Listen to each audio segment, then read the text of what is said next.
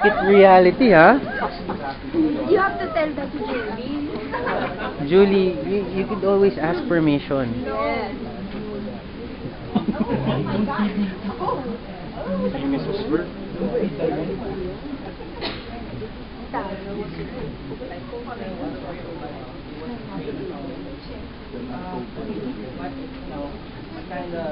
Louder.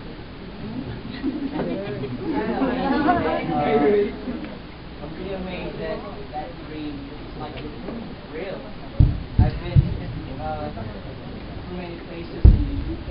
I've seen my idols, Westlife, my dad's idols, Beatles. I was able to see Royal here, and All of them something that you put. There's one thing that's bothering our exams. So spicy. You have a point there. You're so working. So We'll Google that on Monday. Yeah. We'll Google that on Monday. The note here.